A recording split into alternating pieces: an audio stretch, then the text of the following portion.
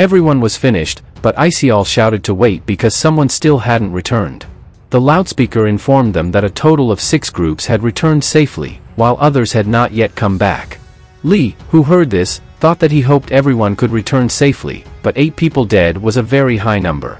He wondered how many more would die before they reached the top. Then, the loudspeaker announced that the initial calculations from the level 1 mission stated that the group that safely reached the end and the group that completed the first level first would each receive gold. Kim, who saw the reward with tears in his eyes and covered his mouth, said that they were really the first. However, Lee, who checked his status window, realized that he also received gold for both bonuses. Despite this, the amount felt small compared to the tutorial, but gold was a kind of guarantee for his survival in the future, so he had to save as much as he could. However, at the same time, someone asked which group arrived first. Lee then turned to look at a group and thought that he should reveal it since the group that arrived second already knew. When he raised his hand to answer the question, someone behind him said it was them, and we saw that Kim proudly declared that it was an obvious result, so they didn't need to feel bad. However, a boy who heard this asked if they were really the first group. Kim, who was very arrogant, asked why he reacted that way, as it seemed he was angry because they arrived first. The boy said that no, he just wanted to say something, but he didn't finish his words. Then, the focus shifted to our protagonist, who thought that Kim had forgotten the fact that he was hit by a kobold. However, at the same time, other participants started looking at Lee with evil glares, and some of them said to look at him, as he got first place but was only at level 2. Others said that he got gold without doing anything and asked if he didn't feel guilty about it. However, Icial interrupted and shouted that actually Lee, but she didn't finish her sentence because Lee said it didn't matter, as they wouldn't listen. So, with a determined look, he told Icial that she should show them later. Then, someone among the participants started clapping, and we saw that it was June from level 0, who said that they should calm down because they needed to focus on their survival. Here, we were told that he was an archer and one of the highest level players in this region. So, Juno, a swordsman, after hearing this, said that June was right, and they should keep fighting for those who had fallen. The other players started celebrating and cheering each other on, feeling that they could do it together. However, as they continued to cheer, we saw a fire that quickly turned red, followed by a message saying, "Warning." Lee, who saw the situation, felt confused and wondered what was happening as the torch's flame changed color. The loudspeaker informed them that the survival rate in the first level of Region C was below average, so they would activate a penalty mission. The loudspeaker also told everyone that the death mission would begin soon and asked the participants to choose a candidate in their minds. The player who received the most votes would undertake the death mission, and they only had a few minutes to cast their votes. If they didn't choose anyone, then a vote would automatically be given to themselves. The participants quickly realized that being selected here meant death, so they, with tense minds, started to focus on whom they should choose. However, at the same time, Icial told everyone that if they all voted for themselves, then no one would have to undertake the death mission. However, another player shouted that this could make them all have to undertake it. Meanwhile, others shouted that this wasn't the time to argue, as time was running out. In the middle of the crowd, a girl began to point at someone, and we saw that she pointed at Lee to be chosen. Icial, who saw the vote above Lee's head, said that it was too cruel. Juno, who seemed very nervous and silent, approached Lee to apologize, saying that they had to vote. Lee, with a fake smile, said that he didn't expect anything, but he felt a little confused because he didn't want to die, after all. However, Icial told the others that it was still not too late if they all voted for themselves. But Lee interrupted and said that it wouldn't work and that June was right, they didn't know if it would work. Besides, trust had already been broken, and as time passed, the votes above Lee's head kept increasing one by one, and he was sure there was more than one reason. The biggest one was that he was the only one with a low level there, so they had lost sight of the societal norm that the strong should protect the weak. However, their masks had fallen, and people were showing their true selves. We saw that Icial asked the others how they could do that to someone. Another participant asked, then what should they do, because they would die if they didn't vote. The girl arrogantly mentioned that she was certain she would die anyway because of her level. However, among them, the happiest was Kim, who with a wide smile, told Lee that he was sorry, calling him sir. After that, the loudspeaker announced that all votes had been cast, and the portal to the death mission was opening. Once the portal fully opened, people started saying that it was indeed real. While Iceall was quite surprised by our protagonist, Kim laughed loudly and said that now he thought his problem would be solved if Lee went away. Meanwhile, as Lee walked towards the portal, it was said that the sacrificial lamb had been chosen, and the altar was prepared. Additionally, the people with guilty and relieved faces behind him gave him no choice but to ascend to Calvary. However, at the top of Calvary, there was no death, as the guide had informed him to participate in the death mission. It was suggested because he had a good chance of completing the mission, with satisfying rewards awaiting him. So, as he crossed the portal with a smile, he said that he was looking forward to the sweet reward. After Lee went on the death mission, the others waited like their comrades in the previous mission, which was then interrupted by June, who said that although brief, they had still been comrades who took care of each other and regretted parting this way. However, Kim, with his attitude, said that Lee got what he deserved, but Iceall overheard and asked what he meant. Kim replied that she could figure it out just by looking at Lee's level and that all he did was try to take advantage while leading the group. However, Iceall asked what he was trying to say because it was Lee's abilities that helped them get through the mission. But Kim shouted, asking what abilities she was talking about, because in his opinion, Lee was just lucky with his plans. But Iceall asked if he was sure that Lee hadn't saved him from nearly dying, which left Kim speechless. He then remembered what had happened and thought that maybe Lee indeed had some abilities and perhaps the ability to alter his displayed level, leading him to wonder if Lee could return safely. June, who overheard, mentioned that personally, he hoped Lee was as good as Iceall described, so that he at least had a small chance of returning. However, Iceall, recalling Lee's words that he would let them see with their own eyes, wiped away her tears and confidently said that she was sure Lee would return safely, and she believed in it. June heard her and, with a smile, said he believed Lee would do so. We then switch to another scene where we see Lee in the Kobold village. While looking at the rather gloomy village, he said that it felt eerie. However, he began to smile while looking at the guide and said that he had considered choosing himself if things didn't go well, and luckily everything seemed to be going his way. However, he recalled Kim's words and, with a bit of anger, said it seemed he needed to have a word with Kim. But at the same time, the hunting party of the Kobold tribe had returned. When they saw their slaughtered comrades, they began roaring in anger. Meanwhile, he spotted a kobold larger than the others, and the system informed him that the death mission would begin, kill the leader and the hunting party enraged by the death of their tribesmen. Shortly after that notification, the kobold chief began roaring, causing the other tribe members to attack. However, before the kobolds returned, the guide had informed Lee that the kobold leader was a dungeon monster and a high-level one at that. The kobold leader, like the other kobolds, was weak to poison. So, Lee quickly began crushing an apple with his hands, and while coating his sword with poison, he said that the leader monster at the top of the kobold hierarchy was an almost impossible opponent to defeat. If it had been someone else, they might have accepted their fate, but this time it was different because he was the one facing it. After he defeated all the low-level kobolds, he said that now all the supporting characters were dealt with, and the only one left was the leader monster from the deadly mission. He then quickly attacked the leader monster with his sword. However, the leader monster dodged, leaving Lee surprised because he hadn't expected a monster to have such abilities. But it was expected from a leader monster in a deadly mission. Yet, at the same time, the leader monster quickly started running with its tail between its legs at full speed. Lee then began chasing it, and while attacking the leader monster, he wondered how such a monster could be called a leader monster. Additionally, it seemed this mission was like an easier phase than expected, and anyone who got there could handle it, so Lee was quite relaxed and prepared to deliver the final blow by attacking the boss monster from behind. However, the attack had no effect on the boss monster, leaving Lee very confused. Simultaneously, the boss monster was staring intensely at the red moon, then quickly attacked Lee with its sword, causing a wound on Lee. The scene shifts to Kim, who, as usual, was very arrogant, saying that since they couldn't do anything for someone already dead, he, Kim Se-jung, would lead everyone through the remaining floors. However, while Kim was speaking, Cole was seen praying for the protagonist. Kim then asked him if he didn't know what death was, as it was clear the protagonist was already dead. Moreover, he asked why Cole was praying for him, questioning if he was praying for the protagonist to rest in peace.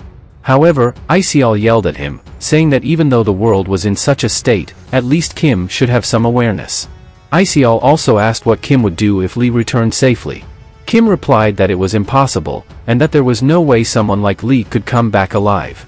As the portal reappeared, Kim asked Isial if she was really going to act that way until the end.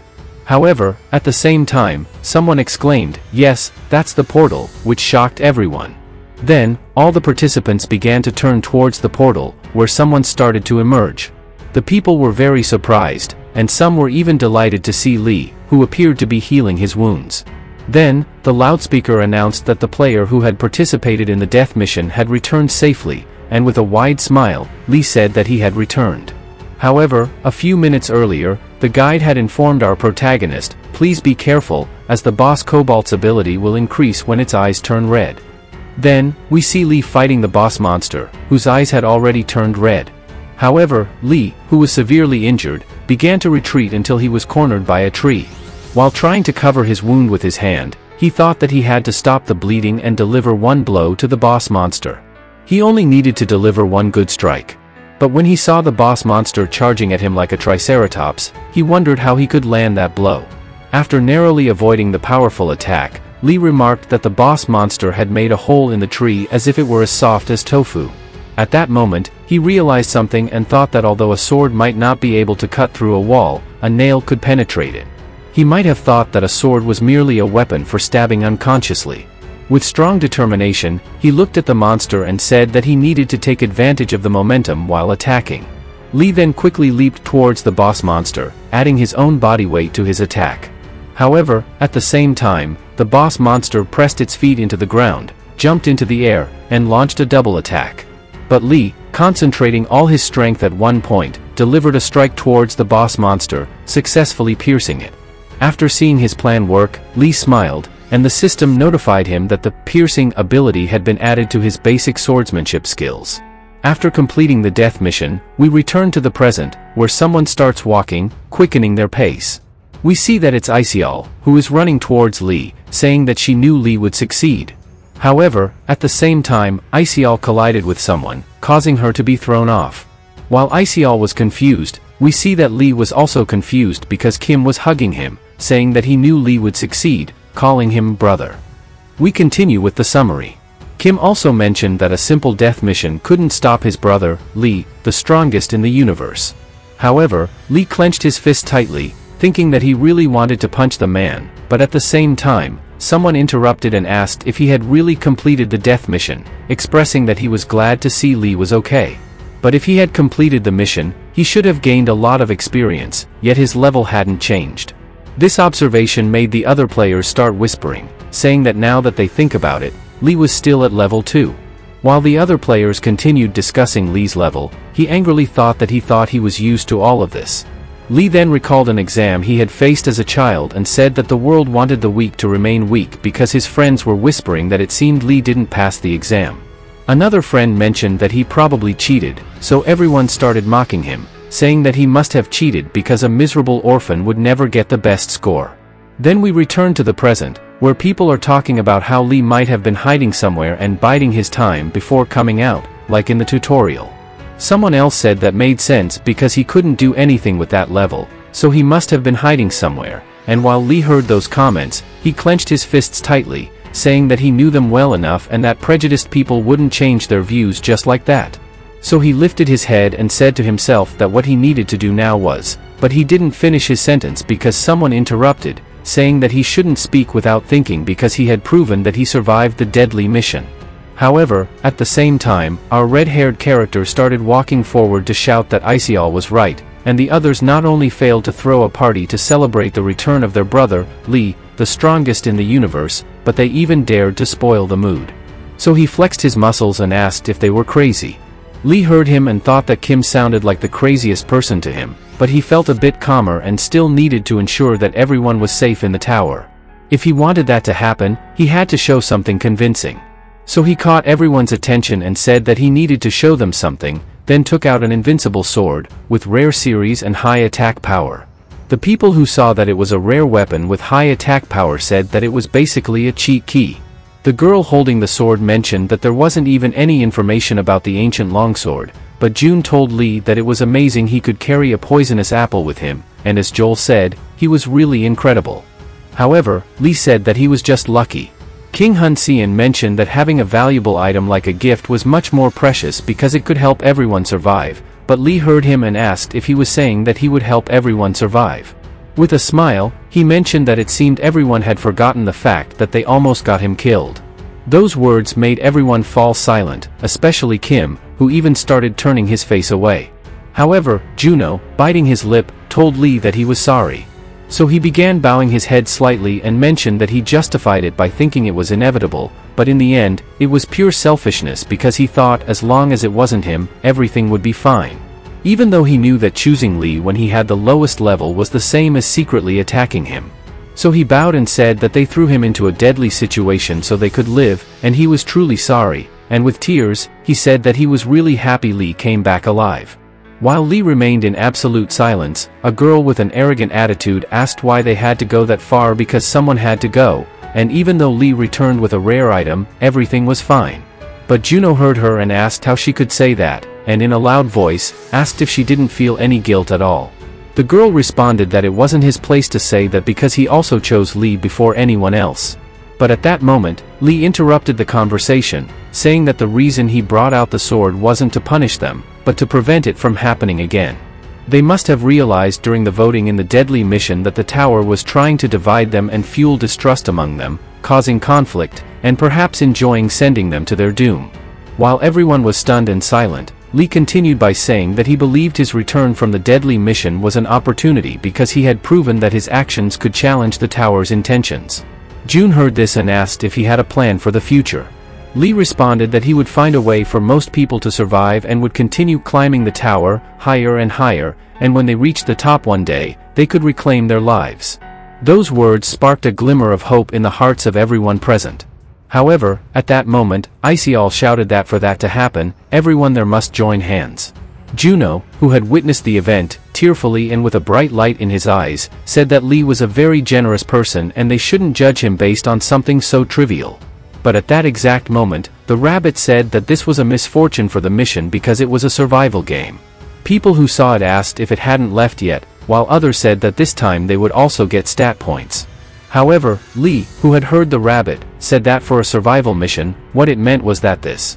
He didn't finish his sentence because the rabbit quickly added that the mission for level 2 would involve the players in that place and would be a battle royale, causing fear among everyone present. However, with a friendly smile, the rabbit told everyone that because this was a lower level, it would be just a light taste for everyone, so they should stay enthusiastic. After that, the rabbit said it would explain the rules. The first was that in the level 2 mission, there would be players and duplicates, so there would be several people in total. The second was a condition that had to be met, they must kill all the duplicates. However, the duplicates would not only have the same stats but also the same memories. So, this would not be easy, and most importantly, the third rule was that there would be no reward for players who killed duplicates, but if a player killed another player, they could gain stat points and gold. In other words, this mission could be an opportunity for them, but the players who heard it said that it basically meant they were being told to kill each other. But at the same time, the rabbit prepared to snap its fingers and said that lastly, every few minutes, if no killing occurred, everyone would be summoned to the lobby and face a great disaster. Then, it snapped its fingers and began opening a portal from which a giant hand emerged, and while the huge monster started coming out of the portal, they saw that its level was not even visible, causing fear and terror among everyone present, including our protagonist. But at the same time, the monster launched an attack, leaving a massive fist imprint on the ground. Lee, who had quickly dodged the attack, looked at the monster and said to himself that this was truly a disaster. The terrified players, trembling, asked if this was real because they had just passed the first floor, so they wondered how they were supposed to fight this. And as the girl pleaded for help, saying she didn't want to die, Lee said to himself that this was bad because everyone had fallen into a panic. But the monster quickly launched another attack on a player, yet before it could hit, Lee, moving very swiftly, saved them and said that the second floor mission hadn't even started yet, so he asked what the rabbit was really doing. Then, he looked at the rabbit, who was in a fetal position, and thought that maybe the rabbit was putting on a show to make them take the mission seriously, meaning this was just a preview of how things would go. So, he concluded that the rabbit didn't intend to harm them. However, the monster attacked again, injuring 3 players. But June and Kim started fighting back, even though it had no effect on the monster. Lee, who had seen the monster's attacks, thought that this wasn't just for show because the monster was really trying to kill them. And while Icial healed the wounded, Lee thought that no one had died so far, but that wouldn't last long. But at the same time, the monster began preparing another attack, so Lee, seeing it, told everyone to retreat, and as he readied himself, he thought that this wasn't the time to worry about what others thought because if he couldn't stop it, then everyone would die. So, with all his strength, he began using the synergy between the invincible sword and a piercing strike. The players who saw Lee manage to defeat the monster changed their expressions to one of great surprise, but the most shocked was our protagonist. He couldn't believe he had defeated it. And while the players stood in silence, they quickly started shouting Lee's name, but as he looked at his sword, he wondered if it was really that powerful because this was truly different from everything he had experienced so far. However, the system informed him that he would be in a state of exhaustion for a few minutes because he had used power beyond his limits. So, he began to fall, and while falling, he thought that this was the end. But after a few minutes, he started to open his eyes, and the system informed him that the exhaustion state had been lifted. The companions, seeing that he had awakened, began to feel relieved, but Juno, with tears and deeply moved, said he couldn't believe that Lee had acted so humbly despite being so powerful, even losing consciousness at the last moment was perfect, but Lee, while trying to stand up, asked what had happened to the great disaster. The rabbit, with a wide smile, said that the disaster had been cancelled because it was just to give them a glimpse of the situation. This left Lee quite surprised because it turned out he was right. The rabbit continued, saying that perhaps this wasn't too interesting because everyone was being too friendly to each other even though they had almost died.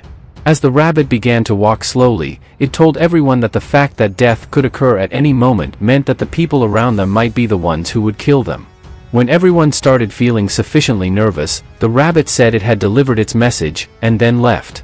After the rabbit left, Lee gritted his teeth and thought that his intentions had been so clear, and then wondered if there was anything they could do about it. A few minutes later, Juno suggested that if they couldn't find the doppelgangers, they should start killing each other. However, another player said they needed to find a way to handle the situation quickly. Another player tried to suggest that they could mark each other in some way. But someone else pointed out that the doppelgangers shared their memories, so they wondered what they should do. Lee, who had overheard the entire conversation, called everyone's attention and then said he had something on his mind. While standing up, he declared that during this mission, he would be the only one to act. However, all the players who heard him were very confused. Lee then told them that they shouldn't do anything and should gather at the highest point on the second floor. If anyone else tried to do what he was doing, they should consider that person a doppelganger and work together to defeat them. However, Sechin, a former Special Forces member and survival expert, asked Lee if that was his plan. She said she understood that Lee was quite capable despite his low level, but she questioned why they should follow his plan so obediently. Lee seriously asked if she remembered what the rabbit had said earlier, that there was no reward for a player who killed a doppelganger, but if a player killed another player, they could earn stat points and gold. This meant that the people around them could be the ones who would kill them. Although the instructions told them to fight the doppelgangers, what the tower really wanted was for them to kill each other. So, with great seriousness, he said that he didn't want the tower to mess with him anymore, and because of that, he believed this was the best solution. However, the girl remained unsatisfied. June then raised his hand and said that he agreed, and that they really could minimize the damage. He then told Lee with a very serious look that asking him to take on that role meant he had a way to distinguish who the doppelgangers were. Lee, hearing this, smiled and said that, of course, he had a way. We then transitioned to a scene where the second floor mission had begun, and the current number of members was both players and doppelgangers. After that, we returned to Kim, who said he couldn't believe they were being asked to gather at the peak without doing anything. Even though it was Lee who suggested it, he still felt it was too reckless, so he complained because he really didn't like climbing mountains. However, at the same time, he realized there was someone else, so he tried to hide behind a tree. When Kim prepared his attack, Lee called out to him and said that he was so big that he could see him behind the tree. Kim, seeing who it was, with a wide smile, said that it was just his brother, and as Kim thought it was a doppelganger, he was quickly sliced in half by Lee. We then flash back to a few minutes earlier, where Lee saw a notification from the guide informing him that the first player to reach a certain stat level in sensitivity would receive the Unrivaled Senses ability as a reward for being the first to achieve this feat. This ability would help in identifying doppelgangers. Seeing the notification, he said that he was actually a little scared after saying he was sure he could distinguish who the doppelgangers were. But just then, the notification window appeared at the perfect moment, so he started using his gold to increase his sensitivity points. You are the first to reach the stat level in sensitivity and have acquired Unrivaled Senses. Your senses will be so sharp that you will be able to gather information about someone as long as they are within a certain range of you.